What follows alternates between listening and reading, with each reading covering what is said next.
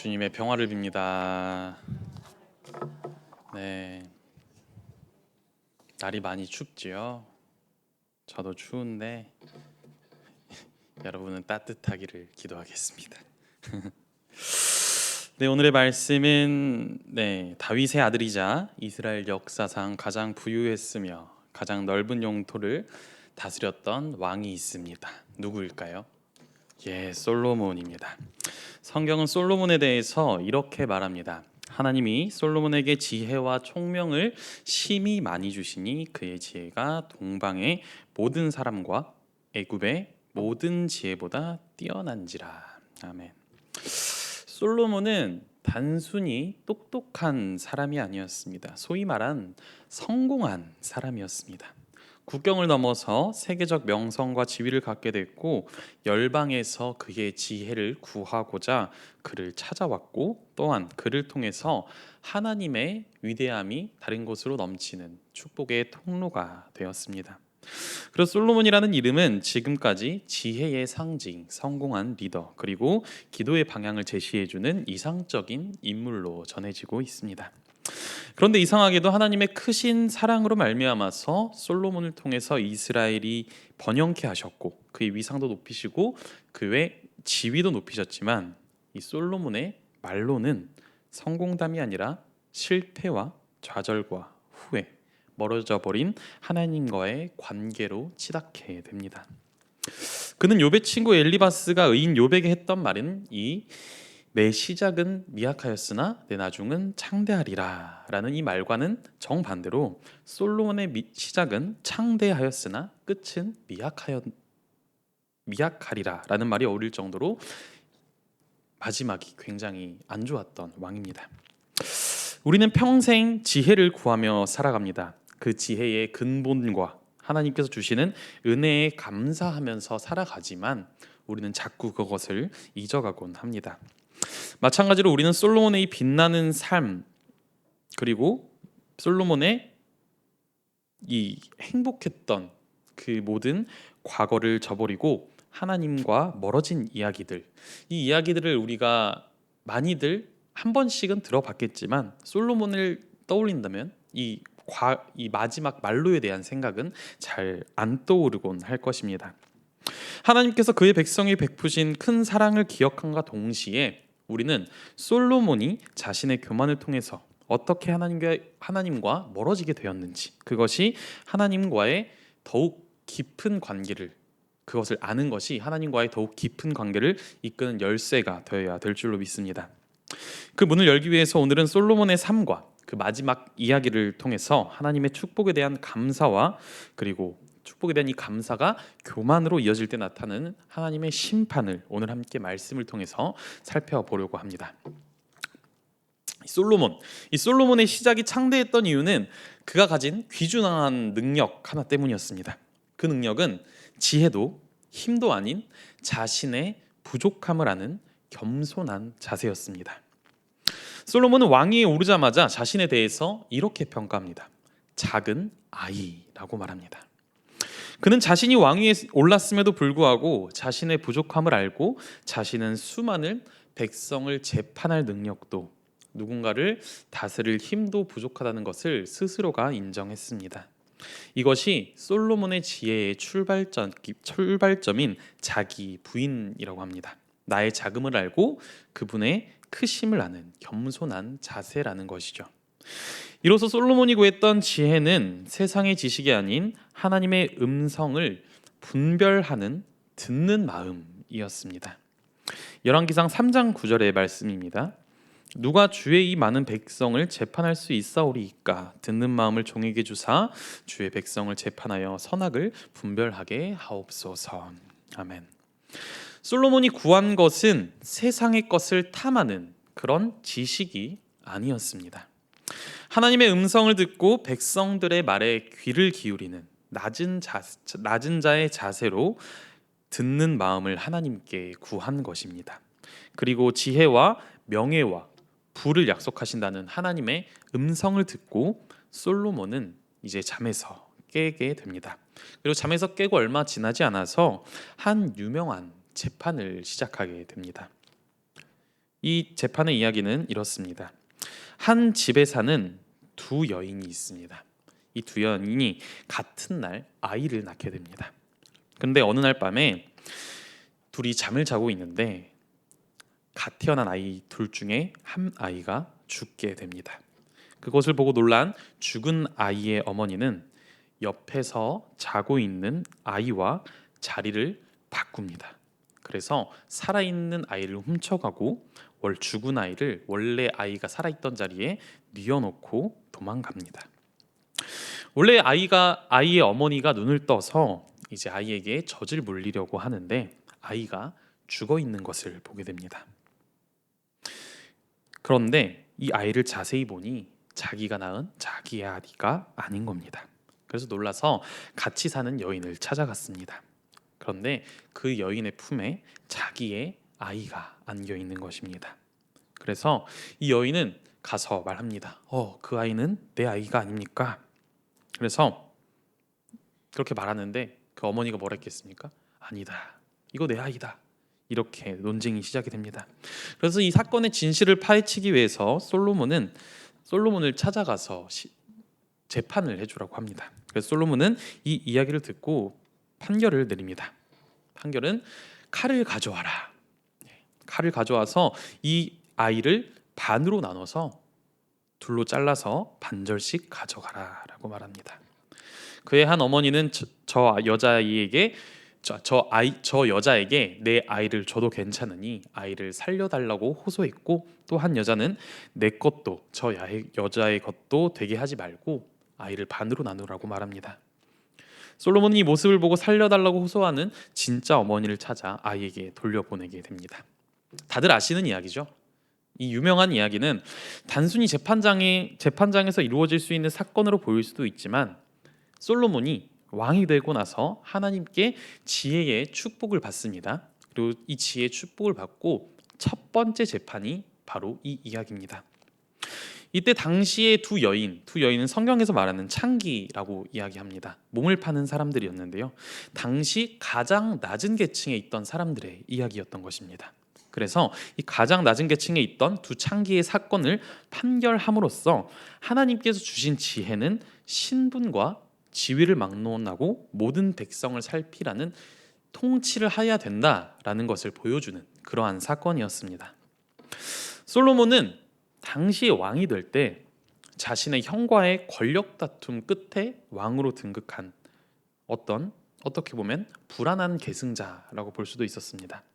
그러나 그는 이 사건으로 백성들에게 하나님의 지혜를 받은 왕, 하나님이 세우신 왕으로 이 재판으로부터 인정을 받기 시작합니다. 그래서 솔로몬에게 만약 이렇게 묻는다면, 당신의 성공의 비결이 무엇입니까? 라고 묻는다면은 그는 분명 하나님의 지혜를 구하라고 말할 것입니다. 그리고 그에게 솔로몬 왕님, 평생 경계해야 하는 것이 하나가 있다고 한다면은 그것은 무엇입니까? 라고 했을 때 솔로몬은 교만이라고 이야기할 것입니다. 솔로몬은 평생 하나님의 백성으로 살아가고자 다짐하고 또 다짐하고 살아갑니다. 그는 하나님께서 주신 그 지혜로 백성들에게 인정받고 이스라엘 백성들의 인정을 넘어서 이방 국가까지 그의 소문이 흘러 넘치게 됩니다. 이스라엘은 솔로몬의 지혜와 그의 힘으로써 외교를 통해 지역을 확장하고 전례 없던 명예와 부를 손에 거머쥐게 됩니다. 그러던 어느 날 솔로몬은 생각이 나게 됩니다. 나의 아버지 다윗이 못다 이루었던 하나님의 성전을 지어야겠다라는 생각을 합니다. 그는 하나님의 거처를 세상에 그 누구도 넘보지 못할 만큼 아름답고 성대한 성전을 짓기를 원했습니다. 그래서 그가 생각한 방법은 바로 귀한 백향목을 구해와서 성전을 짓는 방법을 시도하게 됩니다. 그리고 가장 화려하고 빛나는 성전을 짓기 시작합니다. 7년이 지났습니다. 우여곡절 끝에 이 7년이라는 긴 시간이 지나서 이스라엘 신앙의 심장부인 예루살렘 성전이 그 위용을 드러내기 시작합니다. 그 예루살렘 성전은 금으로 입혀진 벽면, 거대한 그룹 천사들의 날개, 그리고 정교하게 다듬어진 돌들까지 이 성전은 단순한 건물이 아니라 하나님이 여기 자기 백성들 가운데 거하시겠다는 언약의 가시적 실현처럼 보였습니다. 그리고 봉헌식이 있던 날, 제사장들이 언약궤를 지성소에 들여놓았을 때 놀라운 일이 드러납니다. 하나님의 영광을 상징하는 구름이 성전에 가득하여서 제사장들이 능히 서서 섬기지 못할 정도로 거기에 구름이 가득 찼다고 합니다. 솔로몬은 백성들 앞에서 무릎 꿇고 고백합니다. 하나님, 하늘의 하늘이라도 주를 용납하지 못하겠거늘 하물며 내가 건축한 이 성전 이오리이까 라고 말합니다. 이때까지만 해도 솔로몬은 분명히 알고 있었습니다. 이 성전은 자신의 기술로 지은 것이 아니라 하나님의 은혜로 허락되어 지어진 성전이라는 것을 말입니다. 하나님은 솔로몬의 진실한 고백과 기도를 받으셨고 그곳에 당신의 이름을 두시기로 약속하셨습니다. 하나님께서는 솔로몬이 지은 이 성전, 하나님은 이 화려한 건물을 보신 게 아니라 솔로몬이 고백한 그 이야기, 솔로몬의 마음을 보고 이렇게 말씀하십니다. 내가 내 기도를 들었고 이 성전을 거룩하게 구별하였다. 솔로몬이 처음 가졌던 그 듣는 마음, 하나님을 향한 그 간절한 태도를 보신 것입니다. 이렇게 봤을 때는 솔로몬은 참으로 멋있는 왕입니다. 겉으로 봤을 때는 참으로 멋있고 훌륭한 왕처럼 보입니다. 그러나 우리가 결과가 좋다고 해서 과정은 그렇지 않다라는 것을 성경은 보여주고 있습니다. 솔로몬의 성전 건축 과정을 자세히 들여다보면은 그 찬란한 황금벽 뒤에 하나님이 기뻐하시지 않는 불신앙의 악취가 배어 있음을 발견하게 됩니다. 솔로몬은 하나님의 집을 짓는다는 명분 아래에 서서히 하나님의 방법이 아닌 세상의 방법을 선택하기 시작했습니다. 그중 가장 충격적인 사건은 성전 건축 자재를 공급받기 위해서 솔로몬이 거래를 행했습니다. 성전을 지을 백향목이 부족하자 솔로몬은 옆에 있는 두로 왕 히람에게 가서 백향목과 금을 사옵니다. 근데 이것을 무엇으로 샀냐면은 하나님이 이스라엘 지파에게 영원한 기업으로 물려줬던 갈릴리 땅의 성읍 20곳을 넘겨줬다고 이야기합니다. 분명 이것은 하나님께서 주신 땅, 하나님께서 약속하신 땅인데 솔로몬은 그 땅을 하나님 사람들에게 보여주기 위한 화려한 건물을 짓기 위해서 하나님께서 주신 땅을 그리고 성읍을 옆에 다른 왕에게 팔아버렸다는 것입니다. 또한 솔로몬은 성전을 짓는 기간에도 끊임없이 이방 나라들과 조약을 맺었습니다. 특히 이집트의 왕 바로의 딸과 혼인을 하게 됩니다. 당시로서는 최고의 외교적 성공처럼 보일 수도 있습니다. 이 작은 이스라엘 나라가 커가지고 어느 순간 이집트라는 나라의 딸과 결혼을 하였다니 대단하구나 라고 생각할 수 있습니다. 그러나 이것은 하나님께서 명령하신 한 가지의 언약을 지키지 않은 것입니다. 그게 뭐냐면은 하나님께서는 이방인과 혼인하지 말라라고 말씀하십니다. 그 이유는 뭐였냐면은 성전을 짓는 동안 이방 여인과 결혼을 하게 된다면 이방의 신이 이 나라에 들어오게 되는 것과 마찬가지이기 때문입니다. 지금 세계와는 다르게 그 당시 이스라엘이라는 나라는 하나님만 유일하게 믿고 있는 유일신 나라였습니다. 그런데 하나둘씩 여인들이 들어오면서 다른 여성들과 결혼을 하게 되면서 다른 이방의 신들이 들어오게 된 것이죠. 이것과는 별개로 이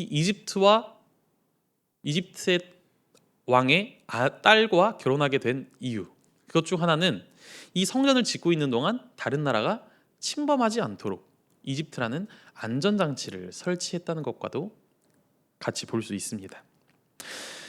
하나님만 의지하는 이 순진했던 이 솔로몬의 그 사랑이 어느 순간 세상의 계산과 섞이기 시작합니다. 지혜왕 솔로몬의 영적 눈은 서서히 멀어가게 됩니다. 그리고 완성된 눈부신 성전을 보고 하나님의 백성이었던 솔로몬은 하나님을 보는 눈을 잃어버리게 됩니다. 그리고 솔로몬은 이제 자신의 성공에 도취하여서 하나님을 점점 잊어가며 타락의 길을 걷기 시작합니다. 왕의 창고에는 황금을 쌓으면 안 된다는 하나님의 말씀을 거역하고 수많은 보석을 쌓기 시작하고 그의 집에 있는 모든 식기가 황금으로 도배되었으며 이방의 병거와 마병을 모으고 자신의 강함을 과시하기 시작합니다. 낮에는 하나님을 찬양하는 척하며 밤에는 자기 자신을 찬양하고 있습니다. 뿐만 아니라 성전을 짓기 위해 맺었던 이 정락기론의 결과로 솔로몬은 이성의 유혹에 눈을 뜨게 됩니다. 바로의 딸 외에도 오늘 읽은 말씀에 있는 모압 사람, 암몬 사람, 에돔과 시돈과 헷 사람과도 혼인을 하였고 후궁이 700명이요 첩이 300명이나 되었고 예루살렘에 있는 수많은 여인과 함께 동침을 했다고 합니다. 그들이 다른 나라에 있던 그들이 섬기던 많은 잡신들이라고 하죠. 그 신들을 섬기던 신들이 이제 이스라엘에 막연하게 퍼지기 시작합니다. 결국에는 이 수많은 이방인들이 모시던 이 우상들, 지혜왕 솔로몬은 그는 이제 나이가 들어서 노년에 이르러서 모압의 그모스와 암몬의 몰록을 위한 산당을 짓습니다. 하나님의 음성을 듣던 그리고 백성의 소리를 귀 기울여 듣던 그 듣는 마음이 우상의 소리를 듣는 마음으로 변질되어 버렸다는 것입니다. 가장 똑똑했던 자가 가장 어리석은 자가 되어 버렸습니다. 결국 하나님을 경외하는 마음을 잃어버린 지혜는 결국 자기 파멸의 도구가 될 뿐이었습니다. 솔로몬이라는 이름, 이 솔로몬이라는 이름은 평화를 가져오는 자라는 이름의 뜻입니다. 우리가 시작할 때 샬롬이라고 했죠. 샬롬이라는 단어에서 샬로몬, 솔로몬 이렇게 나온 이름입니다. 평화를 가져오는 자였던 이 솔로몬이 하나님을 믿을 때는 이스라엘은 그 전과 그 후에도 전혀 없었던 평화를 누리게 되었었습니다. 그러나 그가 하나님을 떠나자 평화도 함께 사라집니다. 에돔 사람 하닷과 르손 그리고 믿었던 신하 여로보암이 반기를 들게 됩니다. 우리는 삶을 살아갈 때 내가 가진 힘으로 나의 평화를 지킨다라고 생각합니다. 솔로몬도 마찬가지였습니다. 간 병거와 병마로 무장한 내 힘으로 우리 이스라엘, 내 땅을, 나의 예루살렘을 지킨다라고 생각했던 것입니다. 그러나 솔로몬은 자신의 힘, 자기가 샀던 병거, 말, 그리고 군인들 그들에게 창에 찔려 죽게 됩니다. 결국 하나님의 최종 심판이 선포됩니다. 네가 내 언약을 어겼으니 내가 반드시 이 나라를 내게서 빼앗아 내 신하에게 주겠다. 이 말씀은 단순히 하나님께서 그의 그릇된 행실을 보시고 단순히 벌하고자 하신 일이 아니었습니다. 하나님께서는 솔로몬을 경고하셨고 솔로몬에게 재차 여러 번 강조하셨습니다. 우리 성경책에서 열왕기상 9장 6절에서부터 9절의 말씀 한번 찾아볼까요?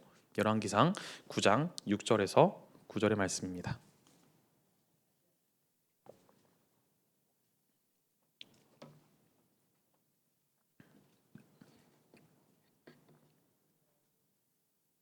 네, 방금 읽은 거 뒷페이지에 있어요. 뒷페이지에 함께 읽어보겠습니다. 만일 너희나 너희의 자손이 아주 돌아서서 나를 따르지 아니하며 내가 너희 앞에 둔 나의 계명과 법도를 지키지 아니하고 가서 다른 신을 섬겨 그것을 경배하면 내가 이스라엘을 내가 그들에게 준 땅에서 끊어버릴 것이요 내 이름을 위하여 내가 거룩하게 구별한 이 성전이라도 내 앞에서 던져버리리니 이스라엘은 모든 민족 가운데에서 속담거리와 이야기거리가 될 것이며 이 성전이 높을지라도 지나가는 자마다 놀라며 비웃어 이르되 여호와께서 모든 까닭으로 이 땅과 이 성전에 이같이 행하셨는고 하면 대답하기를 그들이 그들의 조상들을 애굽 땅에서 인도하여 내신 그들의 하나님 여호와를 버리고 다른 신을 따라가서 그를 경배하며 섬김으로 여호와께서 이 모든 재앙을 그들에게 내리심이라 하리라 하셨더라. 아멘. 하나님께서는 이 이야기를 언제 하셨냐면은 성전이 완공되고 솔로몬이 하나님께 봉헌 예배를 드릴 때, 그때 하나님께서 솔로몬에게 하신 이야기입니다. 하나님의 명령에 순종하고 법도와 율례를 지킨다면 영원히 그 왕위를 견고하게 하시려고 하나님께서는 하셨습니다.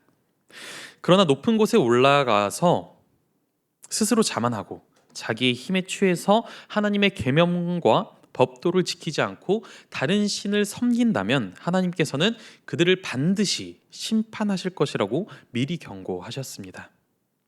결국 솔로몬은 하나님의 경고에도 심판을 받게 됩니다. 하나님은 다윗과의 약속 때문에 솔로몬 당대에는 참으셨지만 결국 그의 아들 때에 이르러서 이스라엘은 북이스라엘과 남유다로 갈기갈기 찢어지게 됩니다. 한 사람의 교만이 본인뿐만 아니라 공동체 전체와 후대에게까지 고통의 씨앗을 뿌린 것입니다. 솔로몬이 지었던 그 화려한 성전은 이제 분열과 파멸의 서막을 알리는 배경이 되고 말았습니다. 사랑하는 베들교회 성도 여러분, 우리는 오늘 솔로몬의 성공한 모습 그리고 실패한 모습, 이 모습을 둘 다 들여다 보았습니다. 우리가 평소에 들여다보지 않았던 솔로몬의 실패한 모습도 다시 한번 살펴보았습니다. 성공은 하나님의 은혜이지만 자세히 살펴보니 실패는 인간의 죄악이 만들어냈습니다. 하나님의 사랑이 심판이 되었을 때 그제서야 우리는 하나님을 두려워하게 됩니다. 그때는 우리가 두려워서 무릎을 꿇고 빌어도 방법이 없습니다. 이제는 되돌리기 늦은 그러한 상황만 남아있을 테니까요. 그 마음으로 쓰여진 책이 솔로몬이 그 마음으로 무릎 꿇고 빌어도 상관없을 때 이제 뒤늦은 후회만을 하고 썼던 책이 바로 전도서라는 책이 아닐까 생각을 해봅니다. 하나님 없는 세상은 헛되고 헛되다. 그렇게 하나님은 지금 이 시간 여러분에게 저를 만나게 하셨고 저에게 여러분을 만나게 하셨습니다. 그리고 우리에게 이 솔로몬의 이야기를 들려주심으로써 이제라도 겸손하고 주님께 간절하게 살아가라고 말씀하시는 것 같습니다. 말씀을 마무리해 보려 합니다. 우리는 수많은 기도를 합니다. 그리고 기도를 하며 살아갑니다. 그 중에 많은 부분을 차지하는 것은 단연코 지혜를 바라는 기도일 것입니다. 그 지혜를 바라는 대상이 자녀가 될 수도 있고 손주가 될 수도 있고 내가 될 수도 있습니다. 그런데 여러분은 아직도 솔로몬과 같은 지혜를 달라고 하나님께 기도를 하시겠습니까? 혹시 지혜를 간구하면서 솔로몬과 같은 지혜를 달라고 기도 안 해보신 분 있으십니까? 저는 저희 할머니가 살아생 전 평생 저를 위해 솔로몬과 같은 지혜를 주라고 기도해 주셨습니다. 그런데 이렇게 기도를 해야 될까요? 해야 합니다. 솔로몬과 같은 지혜를 주라고 기도해야 합니다. 허나 우리의 기도는 지혜를 바라는 것, 거기서 멈춰서는 안 됩니다. 지혜와 더불어 겸손한 마음과 하나님을 경외하는 마음을 갖게 해달라고 기도해야 합니다. 지혜를 받아봤자 겸손하지 못하면 말짱 도루묵이고 겸손해도 결국 겸손함이 인내심이 없으면 아무것도 아니게 됩니다. 그럼 어떻게 기도해야 될까요? 다 주라고 기도해야 합니다. 하나님은 우리에게 간구하시는 것 다 준다고 하셨습니다. 그 모든 것을 주신다고 하나님께서는 약속하셨습니다. 그렇게 우리는 하나님께 기도할 때 이렇게 기도하기를 바랍니다. 함께 따라해 보겠습니다. 눈을 감아 보시고요. 두 손을 모아 보세요. 따라합니다. 하나님, 나의 사랑하는 자녀에게 솔로몬의 지혜와 모세의 믿음과 다윗의 용기와 요셉의 인내와 사무엘의 순종을 허락하소서. 하나님의 거룩하심을 담게 하소서. 예수 그리스도의 이름으로 기도드립니다. 아멘. 아멘. 함께 기도하겠습니다. 은혜로우신 하나님 아버지, 감사합니다. 주님께서 사랑하시는 백성들, 주님의 이 자리에 모여서 주님을 경외하는 마음으로, 주님께 순종하는 마음으로 이 자리에 모였습니다. 주님, 우리의 기도를 들으시고 주님께서 우리가 간구하는 모든 것들을 주님께서 이루어 주옵소서. 우리가 기도의 끈을 놓지 않게 하시고 우리가 패악하여 멸망하지 않도록 주님께서 언제나 우리의 마음을 붙잡아 주시옵소서. 우리의 죄가 심판이 되지 않게 하시고 우리 언제나 우리의 죄를 회개함으로써 비록 죄는 지었으나 하나님께 돌아간 다윗처럼 우리가 주님께 언제나 돌아갈 수 있도록 주님께서 인도하여 주시옵소서. 모든 말씀 감사드리며 예수님의 이름으로 간절히 기도드립니다. 아멘.